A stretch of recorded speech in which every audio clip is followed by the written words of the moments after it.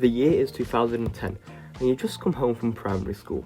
After a long day of learning 2 plus 2, you turn on the TV and switch to Cartoon Network. Transformers Prime is on, and in this episode, Starscream is reviving a Seeker sent to kill Optimus Prime.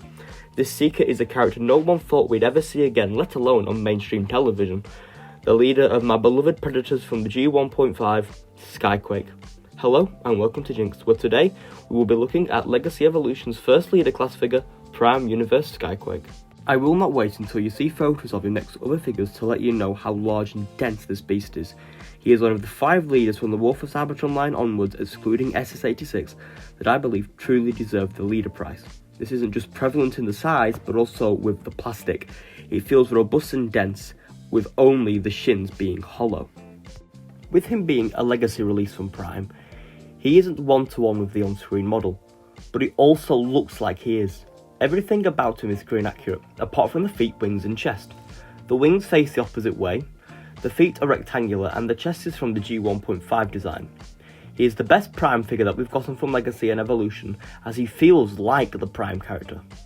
As I mentioned, he has aspects from the G1.5 design, which means he looks great next to Telex Rotorstorm, the only other G1.5 character we've received. He also looks great next to my original Stalker figure, which makes me want a new Stalker even more. His accessory is everything you could want. It's a BFG and it's based on the show. I'm glad he came with this and not his puny G1.5 blaster, as that is tiny. He also comes with a sword, but it's weird as it only looks good in one hand due to the way it's constructed. Like usual, there will be no script for the articulation. It's usually very awkward to look at my phone at the same time of doing this. So, it's basically, it is average. You know, there isn't really anything special other than one thing. So, for starters, obviously we've got head, articulation, spins all 360, up and down, very little side to side, and even it doesn't even stay there. Due to a transformation joint, you can make him go but very, very slowly. His shoulder pads can move out of the way. I've got ball joints to accommodate for the worst sounding ratchets ever. I make the shoulders go up that high, as long with a full 360 at the shoulder, and forward butterfly due to transformation. You have a double jointed elbow, so it bends. Oh, is it double jointed? Is it still double jointed? Oh no, it is double jointed, yeah. So it bends in 2 places. Biceps level, once again, is a full 360, but very tight. Same with the wrist. Oh, it's not a nice noise, is it? His waist is a full 360 and it's not hindered by the backpack, surprisingly. If you untab it, you can get an ab crunch, which is the specialty joint I was on about. But obviously, you've got to be careful with how you tab it in.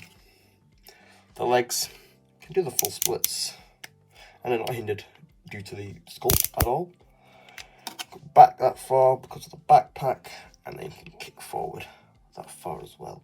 It's a double jointed knee, so you can bend it there, and then you can bend it there for even more. It's not very good, this is it. It's because I'm bouncing it on a camera. Not on a camera, on a candle. Thigh swivel as well. Very little ankle tilt. And toe down, but that is due to transformation. His transformation is fiddly, but it's one I always come back to do. It is awkward to get to robot when you first get him, but there are tutorials on how to rectify that. It is also very awkward to film behind the camera. The jet is amazing. It's very G1.5 and it feels chunky. This is what a Transformer figure should be. The landing gear add an extra layer of playability. The details from the robot mode carry over to the jet, making it feel like this is unapologetically a Transformer. He has details that symbolise the G1.5's Mega Visor, and that is also helped with the evil fusion between Skyquake and Needle Nose. This is the callback to G1.5 when Talon, Falcon, Skydive and Snare could combine with Skyquake to show readouts. Overall, this is another outstanding figure from Evolution. The callbacks and references of Skyquake's origins make this a well-needed figure. With Dreadwing coming and the combination between Needle Nose, I hope we get a G1.5 repaint. I have been Jinxed, and this has been my look at Legacy Evolution's leader class Skyquake. Don't forget to check my book out, the link is in the description. I shall see you when we take a look at another character from the franchise we all love.